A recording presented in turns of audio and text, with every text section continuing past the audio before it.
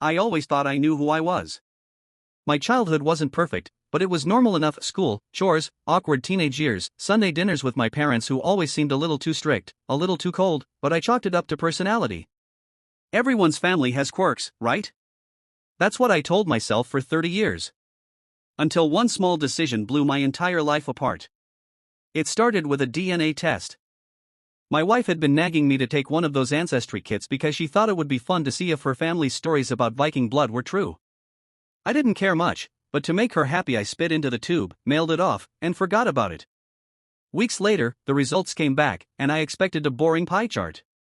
Instead, I got a notification that shook me to my core: close family match detected. Not my parents. Not my cousins. A completely different last name I didn't recognize, flagged as parent-child. At first I thought it was a glitch. But curiosity burned, so I dug deeper, clicking through the family tree that popped up. That's when my stomach dropped. The name wasn't unfamiliar. It belonged to the couple who lived next door. The same neighbors I'd waved at for decades. The same people who had watched me grow up. According to this test, they weren't just neighbors, they were my biological parents. I stared at the screen until my vision blurred, my hands trembling so hard I almost dropped the phone.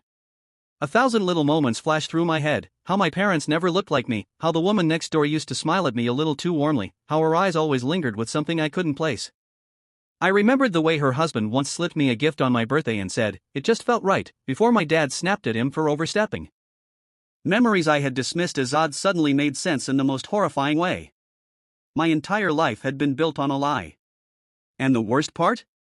The truth had been living right across the fence. I couldn't stop staring at that name on the screen, the familiar address attached to it, like a cruel joke. My wife thought I was messing with her when I showed her. She laughed at first, then stopped when she saw my face. "This can't be right," she whispered. "It has to be a mistake." But I knew in my gut it wasn't. I spent the whole night pacing the house, replaying every interaction I'd ever had with the people next door. How Mrs. Collins always lit up when I waved, how she sometimes slipped me cookies when my mom wasn't looking, how she cried at my high school graduation like she was watching her own son walk across the stage. And Mr. Collins, quiet, reserved, but always slipping me tools when I was fixing up my bike, teaching me little things my own dad never bothered with. They had always been there. Always. And now the truth screamed at me from a lab report. By morning I couldn't take it anymore. I stormed across the lawn, heart hammering, fists clenched so tight my nails dug into my palms. When Mrs. Collins opened the door, her smile faltered instantly. She knew. I didn't even have to say a word, she saw it in my face, in the printout shaking in my hand. "Why?" I choked out, my voice breaking. Her eyes filled with tears so fast it terrified me. She grabbed my arm and pulled me inside before the neighbors could see, shutting the door like we were hiding from the world. "Please," she whispered, "don't do this out here." I slammed the papers down on her kitchen table, the words blurring through my tears. "Tell me the truth. Right now. Am I your son?" She covered her mouth, sobbing, shaking her head as if she wanted to deny it, but then she whispered, "Yes." My knees nearly gave out. "How? Why? You've lived next to me my whole damn life and you never said a word?" Mr. Collins walked in from the back room, his face pale as a ghost, his voice trembling. "It wasn't supposed to be like this. You weren't supposed to find out." Rage boiled through me. I wasn't supposed to find out? You're telling me I've been living a lie for 30 years, watching you from across the fence, while my so-called parents raised me like nothing was wrong, and I wasn't supposed to find out? Mrs. Collins collapsed into a chair, covering her face. "We wanted to tell you every day. We wanted to scream it. But we couldn't. They wouldn't let us." Her words echoed in the room, heavy and desperate. "They took you from us the day you were born." My ears rang with those words, "They took you from us the day you were born." I felt like the floor was tilting under me, like I was about to fall through it. My whole body shook as I leaned against the counter for balance. "What do you mean they took me?" I demanded, my voice raw. "How does something like that even happen?" Mr. Collins rubbed his face with both hands, looking 10 years older than he had yesterday. "It was the hospital," he muttered. "That night was chaos. 2 babies born within minutes of each other. You and their child." He jerked his head toward my house, the home I grew up in. "There was confusion. At least that's what they told us at first. They said it was an accident, that the tags got switched. But by the time we tried to correct it, his voice cracked. He couldn't go on. Mrs. Collins picked it up, her hands trembling on the table. We were young. We didn't have money. Your parents, they had power, connections. They insisted the papers were already filed, that custody couldn't be reversed without a fight we couldn't win. They threatened us. Said if we made noise, they'd bury us legally and financially. We were terrified. She sobbed into her hands, her shoulders shaking violently. But we never gave up watching you. We moved next door on purpose. We thought, if we couldn't raise you, at least we could see you grow up. At least we could be near you. My stomach churned with nausea, rage, and disbelief.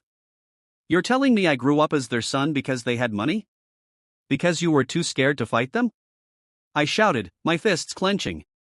Mr. Collins slammed his palm on the table, his eyes blazing with guilt and fury.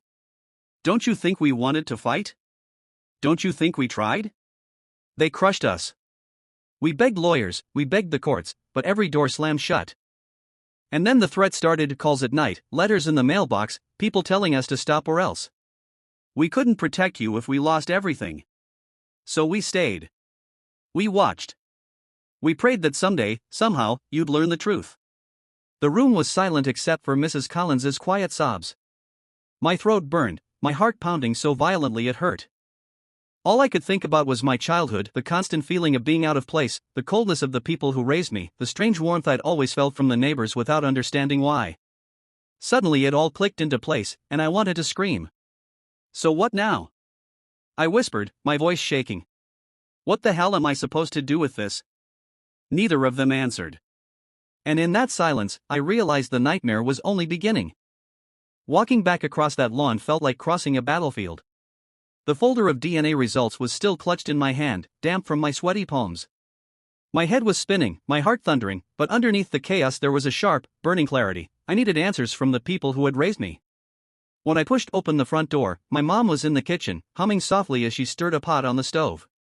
My dad was at the table, reading the paper like it was any other day. The sight of their normalcy nearly made me sick. I slammed the folder down on the table so hard the dishes rattled. My dad looked up, his face tightening instantly. My mom froze, the spoon clattering into the pot. What is this? I demanded, my voice shaking with rage. Why does a DNA test say the people next door are my real parents? Why do they claim you stole me from them the day I was born? My mom's lips parted, her face draining of color. My dad's jaw clenched, his eyes darkening. For a long moment, no one spoke. Then my dad folded the paper slowly and set it aside, his movements deliberate, controlled. You weren't supposed to dig into that, he said coldly. My breath caught in my throat. Not a denial. Not confusion. Just an admission that they knew. So it's true? I whispered. My mom burst into tears, rushing forward to grab my hands. We did what we had to do, she sobbed.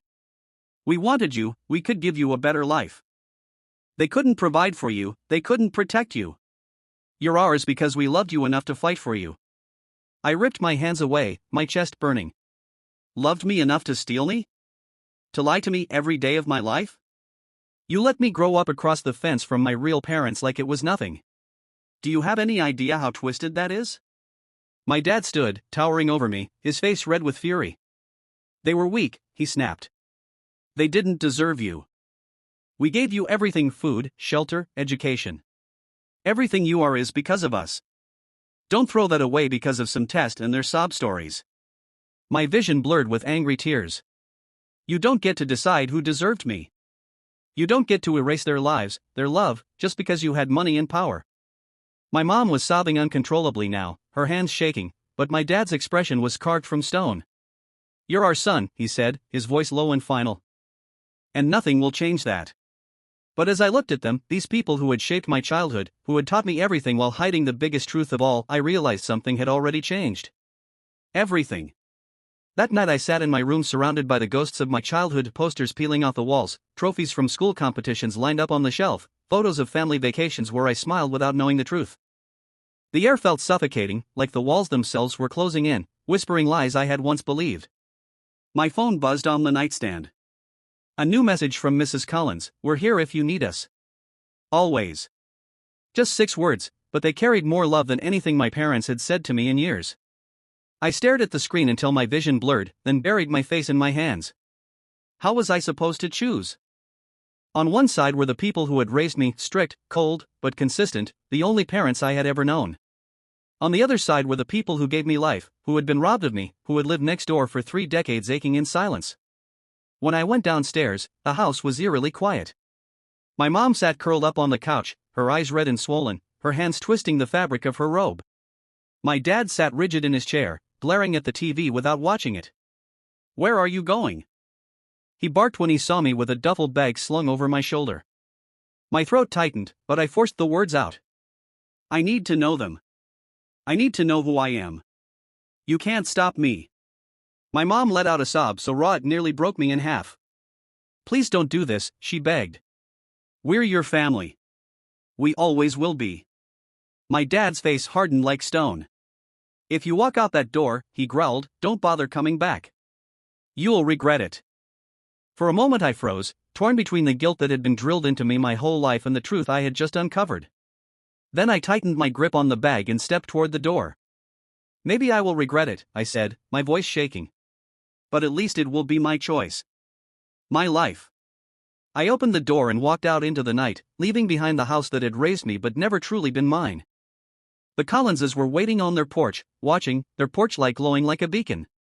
When I crossed the lawn and stepped into their arms, it felt like breathing for the first time. At first it felt like a dream, stepping into the Collins house not as the neighbor kid they'd watched from afar, but as their son. The walls were lined with pictures, holidays, graduations, smiling faces, but there was always a gap, a missing piece where I should have been. "Mrs. Collins cried the first night, setting an extra plate at the table, whispering finally under her breath as though she'd been waiting 30 years for that moment. Mr. Collins tried to act strong, but I saw his hands shake as he passed me the breadbasket, his eyes misty every time he looked at me. For the first few days, I let myself believe I had finally come home. But reality crept in quickly. The Collinses were kind, yes, but they were strangers. I didn't know the smell of their laundry detergent, the way their floorboards creaked at night, the rhythm of their lives. Everything was foreign. They hovered over me constantly, desperate to make up for lost time, but it felt smothering. Mrs. Collins wanted to cook me all my favorite meals, but how could she know what I liked? Mr. Collins asked me endless questions about my childhood, his face crumpling at every story of how cold my adoptive dad had been, as if each detail was another wound reopening. I wanted to give them what they needed, but inside I was drowning. Then came the fights. Little arguments over nothing: what time I came home, whether I should call them mom and dad, how much contact I should have with the people who raised me. One night, after Mrs. Collins burst into tears when I accidentally called her Mrs. Collins instead of Mom, I realized the truth: they didn't just want me in their lives. They wanted to rewrite 30 years in a single week. I sat on the edge of my new bed in their spare room, staring at the boxes they'd cleared out for me, wondering if I'd made a mistake. I'd walked out on the only family I'd ever known to chase the truth, but the truth wasn't simple. It was messy, painful, and suffocating in ways I hadn't expected. For the first time since this nightmare started, I asked myself a question I was too afraid to say out loud: what if I didn't belong anywhere? I thought leaving my old house behind would mean cutting ties, but I underestimated just how far my adoptive parents would go to keep control. At first it was phone calls, blocked numbers, voicemails filled with anger or tears, sometimes both in the same breath. I ignored them, but they escalated. One morning I walked outside and found my dad's truck parked at the curb, engine idling, him sitting there with sunglasses on, staring at the Collins house like a predator waiting for a slip. When he saw me, he rolled down the window and said, "You think they're your family? They'll never love you like we did." Then he drove off, tires screeching. Mrs. Collins panicked, insisting I should call the police, but Mr. Collins shook his head. "It'll only make things worse," he muttered. I tried to brush it off, but the truth is, I was rattled. That night, my adoptive mom showed up at the Collins door. She looked wrecked, hair messy, mascara streaked, eyes swollen from crying. She begged me to come outside, said she just wanted to talk. Against my better judgment, I did. The second we were alone on the porch, her tone shifted. "You don't understand what you're doing," she hissed. "They're filling your head with lies. We saved you. Without us, you'd be nothing." My chest tightened with rage. You didn't save me, I snapped. You stole me. She flinched like I'd struck her, but then her expression hardened. If you go down this road, you'll regret it for the rest of your life. We are your parents. They'll never replace us. Before I could answer, Mrs. Collins came out, her voice shaking with fury. Get off our property, she said, standing between us like a shield. My adoptive mom sneered. You had your chance 30 years ago. You failed. He's ours now. She stormed off into the night, but her words hung heavy in the air. That was the moment I realized this wasn't just about me choosing between two families anymore. This was a battle for ownership, for control, and I was the prize they were fighting over. And the terrifying part? I wasn't sure I belonged fully to either side. The constant tug-of-war between two families was eating me alive, and I knew I couldn't live in limbo forever. If I wanted peace, I needed answers that went deeper than emotional pleas or 30-year-old memories. I needed proof. So I did something I should have done from the start. I filed a request for my original birth records. It wasn't easy. Bureaucracy moved at the pace of molasses, and half the clerks acted like I was crazy for even asking. But after weeks of pushing, I finally got a manila envelope stamped with the state seal. My hands shook as I tore it open in the Collins living room, both of them sitting on the edge of their seats. The documents confirmed what we already knew. I had been born at the same hospital, on the same night, within minutes of another child. The Collinses' names were listed on the intended parents' line. But then came the part that made my blood run cold. A correction was filed 2 days later, signed by a hospital administrator I'd never heard of. The correction switched the custody over to my adoptive parents, claiming there had been a clerical error in the initial record. No court order. No judge's signature. Just one administrator's note. Mrs. Collins gasped, clutching my arm. That's the night they shut us out, she whispered. We begged for an explanation, but they said the paperwork was final. Now you see it, we weren't crazy. I stared at the paper, rage boiling up inside me. This wasn't just a tragic mix-up. It was deliberate. Someone had the power to change my fate with a pen stroke, and they used it. The next day I met with a lawyer. He flipped through the documents with growing disbelief. I'll be honest, he said, cases like this are almost impossible after so many years. But this correction? It stinks. There's no judge, no legal hearing, nothing. If this holds up, your entire identity was rewritten illegally. Hearing it out loud made me want to vomit. My whole life, my name, my family, it was all built on fraud. When I left the lawyer's office, my adoptive dad was waiting in the parking lot, leaning against his truck with a smug look. Dig all you want, he said, voice low and menacing. It won't change the fact that you're ours. My fists clenched at my sides, the folder pressed to my chest like a shield. For the first time, I didn't shout back. I didn't need to. Because now I had something stronger than his threats. I had the truth in writing. Word spread faster than I ever imagined. 1 minute I was quietly meeting with a lawyer, the next my whole extended family was buzzing with whispers about stolen babies and forged papers. I don't know who leaked it, maybe my lawyer, maybe the Collinses, maybe even my adoptive dad trying to spin the story, but it didn't matter. The secret was out, and there was no putting it back. My cousin's graduation party was the first time the two sides collided in the same room since everything blew open. I almost didn't go, but part of me was sick of hiding. When I walked in, conversations died mid-sentence. Some people looked at me with pity, others with judgment, like I was some sort of scandal wrapped in skin. My adoptive mom was the first to approach, mascara smudged like she'd been crying for days. Please, she whispered, clutching my arm, don't do this to us. Don't let them take you away. Before I could answer, Mrs. Collins stepped forward from across the room, her voice firm but shaking. We're not taking him away. He was ours to begin with. The whole room froze. My dad slammed his glass down on the table, his face twisted with rage. Don't you dare stand here and rewrite history, he bellowed. We raised him. We gave him everything. He owes us his life. My voice cracked as I finally spoke. I don't owe you anything. You lied to me, you lied to everyone. And I have proof. I pulled the folder from my bag and laid the documents out on the table for everyone to see. Gasps rippled through the room as people leaned in, reading the correction form, the missing judge's signature, the blatant fraud. My aunt's hand flew to her mouth. My uncle muttered a curse under his breath. My mom collapsed into a chair, sobbing. My dad's face turned purple, his jaw tight, his fists clenched like he wanted to flip the table. "These papers mean nothing," he spat. "They're twisting you against us." But the damage was done. The whispers grew louder, people shifting away from him, from her, like the lie was contagious. For the first time in 30 years, the truth wasn't locked away in files or whispered behind closed doors. It was out in the open, undeniable, and it was tearing the family apart. And as I stood there, heart pounding, watching the people I loved splinter into sides, I realized this was bigger than me.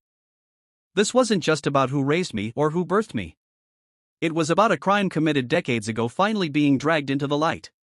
After the party, nothing was the same. The family tree had split down the middle, those who thought blood mattered more than anything, and those who believed the people who raised me, no matter how they got me, were still my real parents. Everywhere I went, whispers followed. At work, neighbors stared. Even the cashier at the grocery store looked at me differently, like I was the main character in a soap opera. My adoptive dad stopped trying to call. Instead, he sent one last letter, shoved into my mailbox in his blocky handwriting. "You'll regret this when they disappoint you. We were the only ones strong enough to raise you. Don't come crawling back." I ripped it up, but the words stuck like thorns. My adoptive mom was softer. She left flowers on the Collins porch with a note that just said, "I still love you, no matter what." It broke me in ways I didn't want to admit. The Collinses tried to make everything better. They planned dinners, told me stories about when I was born, even pulled out baby clothes they had kept in a box for 30 years. It was sweet, but also overwhelming. I felt like a puzzle piece that had been forced into two different boxes, and no matter which way I turned, I never quite fit. One night, sitting alone in my car, I realized something. Maybe the answer wasn't choosing one side over the other. Maybe the answer was choosing myself. For 30 years, my life had been defined by what other people wanted, what my adoptive parents took, what my biological parents lost. I had been the battlefield, the prize, the victim. But I was done being that. I told both families the same thing. I loved them in different ways, but I wasn't going to be owned by either side. I would build my own life, on my own terms, and anyone who wanted to be part of it had to accept me for who I was, not who they wanted me to be. Mrs. Collins cried but nodded, promising she would never pressure me again.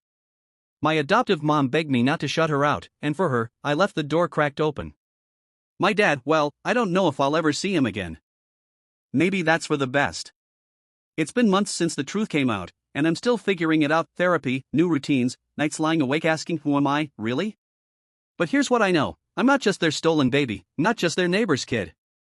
I'm me. And for the first time, that feels like enough. It's been a few weeks since everything blew up and I walked away from the life I thought I knew. I wanted to come back here to say thank you to everyone who told me to prioritize my sanity, because honestly, I needed that push. Living with the Collinses has been both healing and exhausting. They're so eager to make up for lost time, and I can't blame them, but sometimes it feels like I'm suffocating under 30 years of pent-up love.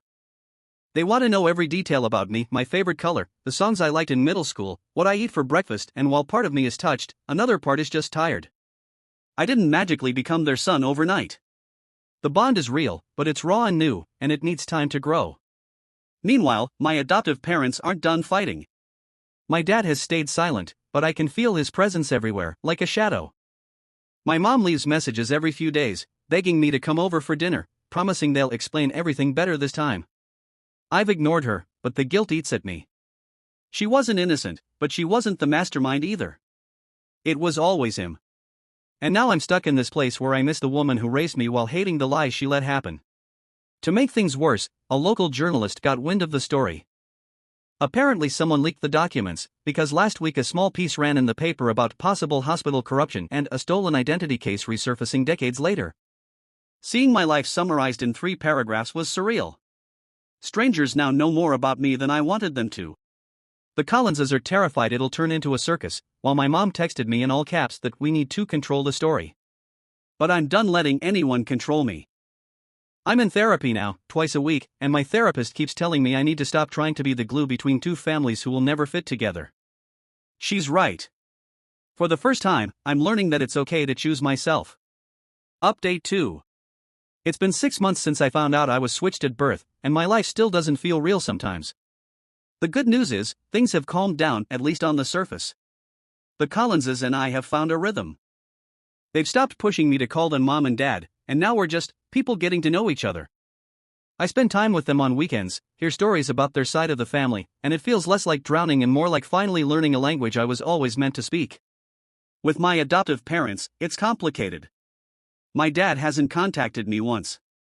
Not a text, not a letter. I think in his mind, cutting me off is punishment, but honestly, it's a relief. My mom, though, she surprised me. A few months ago, she showed up at my therapist's office unannounced, asking to join a session. I almost threw her out, but my therapist convinced me to let her sit in. For the first time, she admitted the truth. She said she knew what they had done was wrong, that she had begged my dad not to go through with it, but she was too afraid to fight him. She broke down sobbing, saying she loved me but didn't have the strength to stand up for me back then. Hearing that was both devastating and healing. I don't know if I can ever fully forgive her, but I also can't pretend she didn't give me parts of my childhood that mattered. I'm not erasing those memories. The legal case is still hanging in the background. My lawyer says there's enough evidence to sue the hospital for negligence and fraud, but part of me wonders if dragging this into court will just destroy whatever fragile peace I found. Do I really want to spend years in lawsuits, or do I want to finally move forward? I haven't decided yet. What I do know is that I no longer feel like a pawn in other people's battles. For the first time in 30 years, I'm steering my own life. And while the road ahead is messy and uncertain, at least it's mine.